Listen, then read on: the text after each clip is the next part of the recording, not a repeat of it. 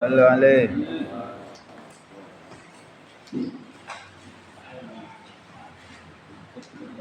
Assalamualaikum warahmatullahi wabarakatuh.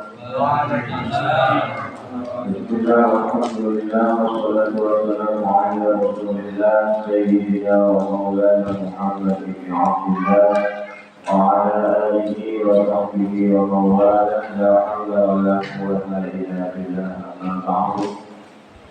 Yang kami hormati Ketua DKM Musyawarah dan Salam Bapak Yayan Suryana, yang kami hormati Ketua Majelis Taklim Musyawarah dan Salam Bapak Yayan Suryana, yang kami hormati Bapak Ketua RT Ketua Bapak Syafi'i, yang kami hormati penata acara para jamaah yang hadir pada malam hari ini. Semoga kita semua senantiasa mendapatkan rahmat dan ridho dari Allah Subhanahu wa Ta'ala. Syukur alhamdulillah kita panjatkan kehadiran Allah Subhanahu wa Ta'ala. Salawat dan salam semoga senantiasa tetap berterima kepada manusia dengan kita atas Nabi besar Muhammad sallallahu alaihi wasallam, kepada para keluarga dan para sahabatnya, kepada para istri-istri, para keturunannya, semoga kita semua masih kiamat dan dikumpulkan bersama baginda Nabi besar Muhammad sallallahu alaihi wasallam.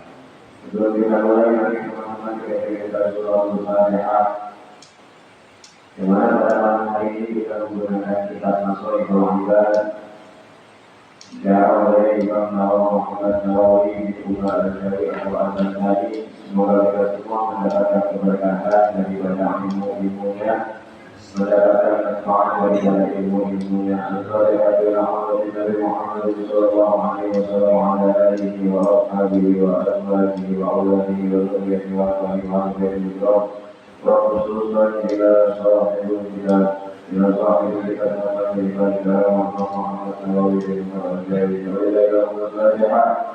أعوذ بالله من الشيطان الرجيم. بسم الله الرحمن الرحيم.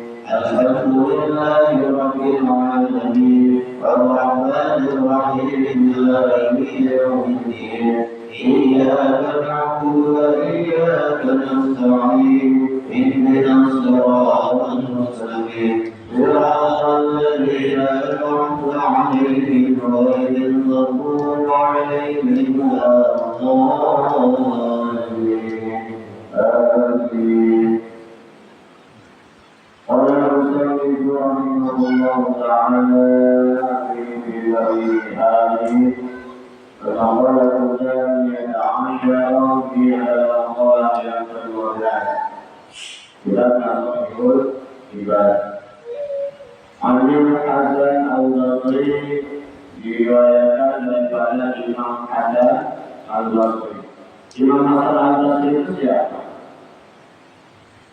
Rahimahullah ta'ala, semoga Allah Subhanahu wa ta'ala memberikan rahmat kepada beliau, amin. Bahwa dia adalah Imam Hasan Al-Basri bin Asbari Tabi'in, ulama besar pada zaman tabi'in. Ada zaman Nabi, turun sahabat, turun tabi'in, baru tabi'in, baru sampai ke kita. Ya, jadi Imam Hasan Al-Basri adalah ulama besar pada zaman tabi'in. Annahu, bahwasanya beliau Imam Hasan Al-Basri telah berkata, apa ucapan daripada Imam Hasan Al-Basri? Inna fasada qulubi, sesungguhnya rusaknya hati. Tentang rusaknya hati. Ansik dari asya'in, ada 6 perkara. Kenapa Imam Al-Basri membahas tentang hati? Karena memang baginda Nabi sudah menyabdakan, sesungguhnya di dalam tubuh kita ada segumpal darah. Segumpal darah itu menjadi segumpal daging. Segumpal daging itulah kalau baik seluruhnya dianggap baik. Kalau buruk segumpalnya maka seluruhnya dianggap buruk. Itu yang disebut dengan hati. Yang pertama, apa yang membuat hati kita menjadi mati? Apa yang menyebabkan hati kita menjadi rusak? Yang pertama, ulama yaquluna birijai taubah. Kita melakukan dosa dengan sadar bahwasanya Allah itu Maha Pengampun. Gampangnya begitu. Jadi kalau bahasa kitanya, orang melakukan dosa dengan menyepelekan dosa, Anda tidak bertaubat diampuni sama Allah. Kalau ada orang yang melakukan dosa, meremehkan dosa, bahwasanya nanti juga kalau kita istighfar dosa kita diampuni sama Allah, ternyata itu salah satu penyebab hati kita mati. Karena meremehkan dosa. Memang Allah Maha Pengampun, betul, ya Allah Maha Ghafur Rahim. Sesungguhnya Allah Maha Pengampun lagi Maha Penyayang. Tapi ternyata bisa jadi ketika kita meremehkan dosa, kita nggak diampuni, gitu kan? Kita kalau diremehin enak apa? Agama sama dengan terbaiknya. Nanti kata tahu diizinin, digampangin sama orang aja kita gak enak. Makanya Allah Subhanahu wa Ta'ala bahwasanya senantiasa mengampuni seluruh dosa. Dosa besar diampuni dengan istighfar. Tapi ternyata dosa kecil kalau kita terus menerus bisa jadi lebih besar daripada dosa besar. Kalau dosa besar kita ketahuan kita dosanya. Kadang dosa kecil yang ada ketahuan timbang-timbang dikit, tahu-tahu banyak. Makanya ternyata kata Imam Hasan Al-Basri, penyebab hati mati adalah meremehkan dosa dengan iming-imingan nanti juga taubat kita diterima oleh Allah Subhanahu wa Ta'ala. Udah kita hari ini maksiat dulu, bentar aja kita taubatnya dan dari terima. Nah itu penyebab hati yang mati. Yang kedua, wa ya'lamuna wala ya'malun. Ada orang yang mengetahui suatu ilmu tapi dia tidak mau mengamalkan. Itu juga yang menyebabkan hati yang mati. Contohnya apa? Dia tahu ilmu ini wajib. Wajib itu apa? Menurut ilmu hukumnya wajib. Siapa yang mengatakan wajib? Nabi tolabul ilmi fardhun. Fardu itu hukumnya wajib ala kulli muslimin. Atas setiap orang muslim. Menuntut ilmu itu hukumnya wajib. Tapi mengapa mereka tidak mengamalkan? Ternyata itu bisa jadi hatinya mati. Kita hadir ke majelis taklim bisa jadi bukan karena kemauan kita, tapi Allah yang mau kita hadir di mana. Dan orang-orang yang tidak mau dihadir ke majelis taklim bukan berarti dia yang tidak mau. Khawatir Allah yang tidak mau dia berada di majelis taklim. Sehingga hati yang kalau sudah mati itu akan terbesit daripada dosa-dosa yang lainnya, karena semua asal mulanya daripada hati. Fi qulubihim marad fazadahumullahu marad. Kalau hati mereka sudah sakit, maka akan ditambahkan penyakit-penyakit lainnya. Yang pertama meremehkan dosa kecil. Habis meremehkan dosa kecil, tapi dosa sudah namanya kalau Allah diterima Allah pasti begitu. Itu kalau hati yang sudah mati. Karena Allah yang mengatakan di dalam Al-Quran, fi qulubihim marad, di dalam hati-hati mereka ada penyakit, fazadahumullahu marad. Maka kalau hatinya sudah mulai ada penyakit dari bersihkan, akan ditambahkan penyakit-penyakit hati yang lainnya. Bahaya tidak? Bahaya. Yang pertama meremehkan dosa dengan melakukan taubat dan diterima oleh Allah Subhanahu wa Ta'ala. Yang kedua, mengetahui suatu ilmu tapi tidak mau mengamalkannya. Contoh, baca Quran dengan ilmu tadi hukumnya apa? Wajib. Ada yang tahu ini, ada yang tahu ini kita baca salah, nggak ada yang tahu. Nah kadang-kadang mungkin karena kalau ngomongin ilmu berarti bukan antara kita sama manusia doang. tapi hubungannya kita sama Allah Subhanahu wa Ta'ala. Bacaan kita sama memang ada yang tahu, tapi Allah Subhanahu wa Ta'ala zat yang Maha tahu. Yang ketiga yang menyebabkan hatinya mati atau hatinya rusak kata Imam siapa? Hasan Al-Basri. Wa idza amilu la yahzun. Dia punya ilmu, ketika mengamalkan orang ada yang namanya keikhlasan. Orang ada keikhlas. Kalau saya begini, harus begitu ya. Nah, kadang-kadang ada begitu. Kalau saya datang siapin sekian, DP-nya sekian. Ya kan? Wa idza amilu la yahzun. Ketika mereka punya ilmu mengamalkan ilmunya tapi mereka tidak ikhlas pun ternyata ini penyebab hatinya mati. Banyak tak? Banyak. Ciri-ciri hati yang mati, mereka melakukan sesuatu tanpa adanya keikhlasan. Bukankah sudah dijelaskan oleh Allah dalam Al-Quran surat Al-Bayyinah ayat di 5 awal semua. Kalau dibaca dulu, dimulai baru dan ikut. Ya. Alhamdulillah minasyaitonir rajim. Bismillahirrahmanirrahim. Wa ma umiru illa liya'budullaha mukhlishina lahud-din. Apa kalau dimulai?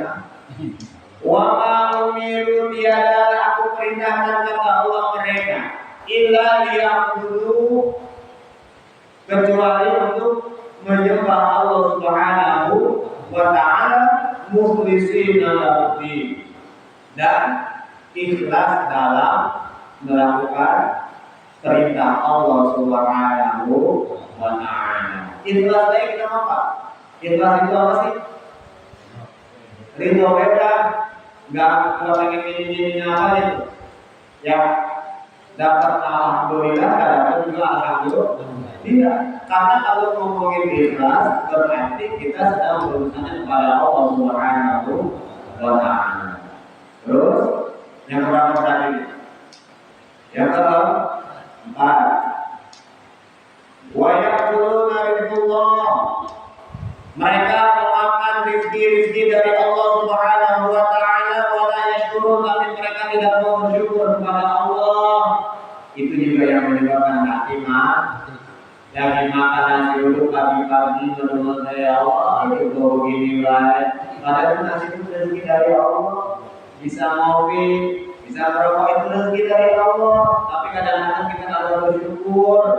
Yang dilihat kurangnya baik. Ternyata itu salah satu penyebab hati yang mati. Kata siapa? Imam Hasan Al-Basri. Kita makan nih, apapun yang kita makan nih, bukan ucap alhamdulillah, apa kita mengeluh kayak kerjaannya. Ngedumel, makan tapi ngedumel gitu. Ya kan? Kayak bocah yang gak mau makan kita paksain makan kan? Gimana tuh? Sampai nangis kita suapin, kita paksain itu yang penting makan kan? Prinsip kita begitu kalau orang tua kan ya. Itu anaknya sampai ngomong, mau makan gini disuapin, kurang aku mau makan tapi masuk ke makanan. Ya kurang lebih begitu dah. Kita makan rezekinya Allah, tapi kita tidak bersyukur kepada Allah. Itu ciri-ciri hati yang mati. Terus yang berapa? 5. Wa ma yarjuna min kismatillah. Dia tidak ridho terhadap yang sudah dicatat oleh Allah Subhanahu wa Ta'ala. Berarti perlu kerjaannya Allah itu. Melihat orang enak ya dia ya. Enak. Melihat orang apa pasti pasti Pak. Ada yang antara enak? Ada kan? Kalau kita melihat orang enak ya dia mah bisa begini. Enak ya dia mah bisa begitu. Enak ya dia mah bisa begini-begitu. Kita gini-gini lah ya kan gitu.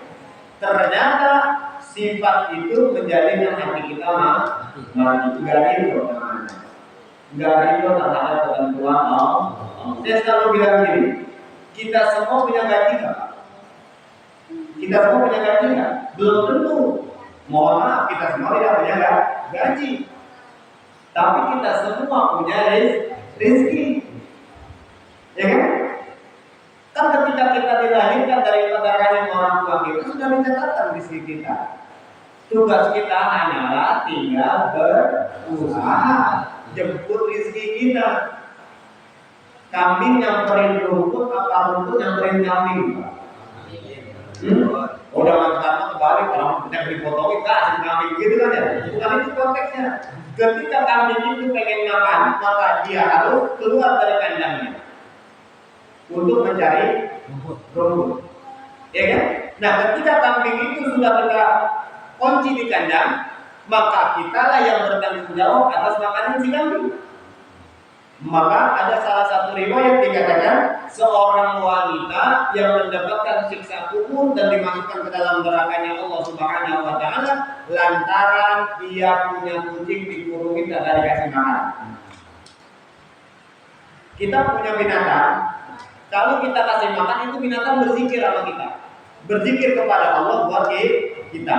Itu yang punya teman peliharaan, kalau dia memeliharanya dengan baik, maka itu berzikir kepada Allah Subhanahu wa taala. Setiap makhluk yang Allah ciptakan itu senantiasa berzikir kepada Allah sampai cacing yang berada di bawah tanah. Itu senantiasa berzikir kepada Allah. Jadi kalau kita punya peliharaan, kita kunci berarti kita punya kewajiban untuk memberikan makanan. Sama halnya seperti kita dikunci apa dibebasi sama Allah. Nah, dibebasin, tapi kadang kita mau maju kagak jadi, mau ke kanan kagak jadi, ke kiri kagak jadi, tapi ngedong kayak gitu kan ya. Sehingga ya udah di situ kayak rezekinya, ya. Karena rezeki itu memang sudah ditakdirkan masing-masing takarannya dan tinggal kita menjemput rezeki agar kita menjadi hamba yang itu kepada Allah Subhanahu wa taala. Ini yang terakhir nih, yang banyak kejadian di masyarakat. Wa yadkhulun mautahum wa la ya'lamun. Banyak dari golongan manusia itu mengantarkan jenazah masuk ke liang lahat, tapi tidak bisa mengambil hikmah pelajaran yang terdapat di dalamnya. Menguburin jenazah tawa-tawa. Jenazah lagi dikuburin bagian sholat ketawa dan ngobrolin apa beda ngobrolin. Saya selalu ngomong ini kebanyakan di masyarakat kita terjadi, ya kan? Jenazah lagi dimasukkan ke liang lahat, bagian sholat bikin kelompok tewek ngobrol apaan ke, ketawa ngakak ke. Ternyata kata Imam Al-Basri itu salah satu penyebab hati ya mati. Ketika kita ikut ke pemakaman berarti kita sedang belajar. Yang namanya belajar kudu serius atau bercanda? Serius. Kita lihat tuh, hari ini kita memperhatikan orang itu diangkat, diturunin ke bawah, diletakkan ke bawah. Besok kita yang begitu. Nah, ketika kita ditutup, apa yang mau kita sombongin, Pak? Diinjak-injak. Apa yang mau kita sombongin? Saya punya jabatan ketika di dunia. Oh, mohon maaf, ketika ruh sudah keluar daripada jasad, jabatan tidak berguna. Jabatan tidak berguna. Ada nggak orang yang punya jabatan tinggi ketika mati tidak diinjak? Ada. Jangan, dia jabatannya tinggi jangan diinjak. Lalu karena gimana ratain itu? Makanya kota-kota injak-injak dulu. Artinya apa? Setiap kita diciptakan dari tanah, akan pulang kembali kepada tanah. Pertanyaannya, sudahkah ketika kita ikut pemakaman mengambil pelajaran bahwasanya hari ini beliau kita antarkan, besok atau lusa kita yang diantarkan. Nah, ketika di dalam kubur itu dikatakan innal qabra, bahwasanya kuburan itu awal manazilil akhirah, awal mula perjalanan menuju alam akhirat. Baru awal Pak, baru start. Fa'in naja minhu amma ba'dahu aisar minhu. Ketika di dalam kuburnya itu orang yang meninggal mendapatkan yang namanya nikmat kubur, dijauhkan daripada siksa kubur, kesononya lebih gampang. Tapi kalau dia meninggal di dalam kubur, yang didapat siksa kubur, kesononya nanti lebih susah. Itulah mengapa kita sebagai saudara seiman, ketika ada orang meninggal, kita semua datang ke rumahnya takziah untuk mendoakan. Ternyata doa yang kita ucapkan itu nggak sembarangan. Di dalam kitab Nasawi Mulikab ini dikatakan bahwasanya inna lil mauti faz'an, sesungguhnya kematian itu dadakan. Ada nggak yang di WA dulu? Besok ya? Ada nggak yang begitu? Nggak ada. Sesungguhnya kematian itu dadakan. Apabila ada yang datang ahadukum kepada kalian wafatu akhihi, yang meninggal daripada saudaranya, falyaqul, orang itu mengatakan, jadi kita datang takziah kepada orang yang meninggal mengucapkan apa? Inna lillahi wa inna ilaihi raji'un wa inna ila rabbina lamunqalibun. Allahumma aktubhu indaka fil muhsinin waj'al kitabahu fi 'illiyyin wa qur'anahu fil akhirin. Allahumma la tahrimna ajrahu wa la taftinna ba'dahu waghfir lana wa lahu. Diriwayatkan oleh Imam Tabari dan diriwayatkan oleh baginda Nabi Sallallahu Alaihi Wasallam. Maka orang yang mengucapkan demikian ada efek buat ahli kuburnya. Apa efek ahli kuburnya? Ia akan mendapatkan, kalau bahasa kita, siraman beda gampangnya. Kalau kita lagi dipangsa disiramkan ada gitu ya Pak. Dapat siraman sebanyak orang yang bertakziah. Jadi ketika ada orang meninggal ada takziah itu. Nah kita yang sabar baca doa Allahumma ighfir lahu, amin, kan gitu ya. Itu nyampe ke ahli kubur. Emang disuruh gitu kan Nabi kan? Ketika kita nyampe ke rumah takziah, doakan ahli kubur. Kagak bisa pakai bahasa Arab, pakai bahasa Indonesia. Ya Allah, ampuni dosanya, hapuskan segala kesalahan, terima amal soleh, tempatkan tempat yang sebaik-baiknya, jadikan kuburannya taman-taman syur, jangan kau jadikan kuburannya menjadi neraka. Udah begitu. Ada efek nggak buat ahli kubur? Ada, ternyata luar biasa. Itu amal yang sudah kita lakukan. Semoga kita tambah semangat lagi. Ketika ada yang meninggal, kita mengambil pelajaran. Untuk apa? Untuk mengingatkan diri kita bahwasanya kita pasti akan sama. Cuma tinggal nunggu giliran. Kapan? Ya nunggu giliran, ya kan? Bukan yang namanya antrian itu Pak, enak ada nomornya atau dikasih nomor? Kalau dikasih nomor kan kita bisa tahu. Wah, nomor 130, baru masuk 50 bisa ngopi dulu kita tahu. Coba antri ya di sini ya. Tapi jangan kemana-mana kayak kemarin bisa perpanjang SIM. Saya nggak dikasih nomor antrian. Udah gitu orang boleh pindah lagi. Ya orang bisa ngopi Pak. Nah kita ngopi pulang lagi dari belakang. Orang bukan memakai nomor antrian, ya kan? Nah kematian begitu Pak, dadakan. Bukan siapa cepat dia datang, bukan siapa yang udah siap dia akan meninggal, tidak. Tapi kematian itu pasti akan menjumpai kita. Tugas kita adalah mempersiapkan bekal untuk menghadapi kematian. Bukan takut kematian. Takut mati nggak Pak? Takut nggak mau mati? Takut mati, Ada yang takut mati di sini? Ada. Orang yang paling takut mati itu sebenarnya tukang ngomong Pak. Tukang ngomong. Tukang ngomong cuma dengerin doang. Bagus dikerjakan pahala buat Bapak. Nah kita ngomong salah dikit, Masya Allah, diamalin nanti salahnya. Luar biasa. Artinya apa? Sama-sama kita sering lebih mengintrospeksi diri kita. Jadi katanya Imam Hasan Al-Basri ya Pak, ada 5 benang. Ada 6 perkara yang bisa menyebabkan hati kita mati. Yang pertama apa? Meremehkan dosa, berbuat dosa. Nanti juga diampuni dengan Allah. Nah, ngomong begini tuh, itu membuat hati kita mati. Yang kedua, mengetahui ilmu tapi dia tidak mau mengamalkan. Yang ketiga, beramal tapi tidak mau ikhlas. Terus yang keempat, memakan rezekinya Allah diambil tapi tidak mau bersyukur. Yang keempat, yang kelima, tidak mau ridho terhadap ketentuan Allah. Yang keenam, ngikutin pemakaman, ngikutin kubur, tapi nggak mau ngambil pelajaran daripada kematian. Jadi kalau kita ngantarin jenazah, berarti kita lagi belajar tuh Pak. Lagi belajar apa tuh? Besok apa ya yang harus kita siapin? Makanya ada salah seorang ulama.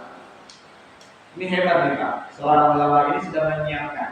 Nanti kalau saya menikah pakai ini ya, itu senantiasa sudah digunakan sama dia yang namanya kain kafan. Kita ada yang udah nyiapin. Udah nyiapin. PRT ya. Itu mau beda. Itu mah banyak. Itu berarti mau beda. Ini buat diri saya lagi. Adalah kan dikatakan mengapa udah sekali-kali ya Said, siapa yang melakukan perjalanan jauh pasti akan bersiap siap. Kita besok bakalan mati Pak.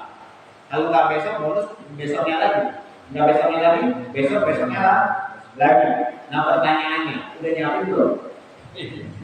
Kuburan itu berapa terang Pak? Penerangnya apa? Ayo, penerang kuburan apa? Ternyata penerang kuburan adalah yang tadi kita baca. La ilaha illallah, itu yang senantiasa kita baca. Gampang apa ringan? Sulit gak? Malu sama gak tuh jawabnya?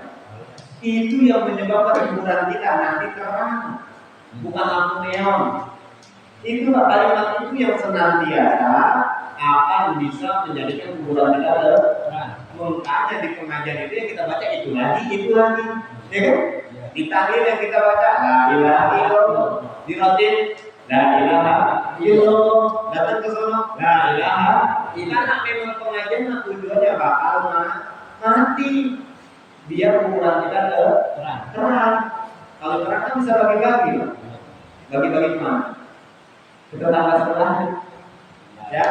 Karena nanti di kuburan itu adalah awal daripada perjalanan menuju akhirat. Jelas nggak? Jelas. Jadi kata Imam Al-Ghazali, jangan sampai hati kita mati. Artinya meremehkan perbuatan dosa. Sebagaimana bentuk dosanya jangan pernah kita remehkan. Yang kedua, mengetahui ilmu tidak mau mengamalkan. Punya ilmu dikit amalin beda. Minimal sama anak istri kita. Yang ketiga, kalau berilmu mengamalkan ilmu tidak kita niatin semuanya karena Allah Subhanahu wa Ta'ala. Yang keempat, kalau kita sudah makan rezekinya Allah bersyukur. Alhamdulillah. Kan diawali bismillah pasti itu ya. Pasti itu.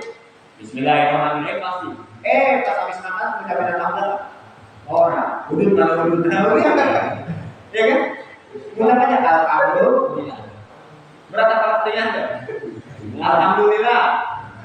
Kalau bismillahnya pasti kakak di depan. Kadang alhamdulillah ketinggalan.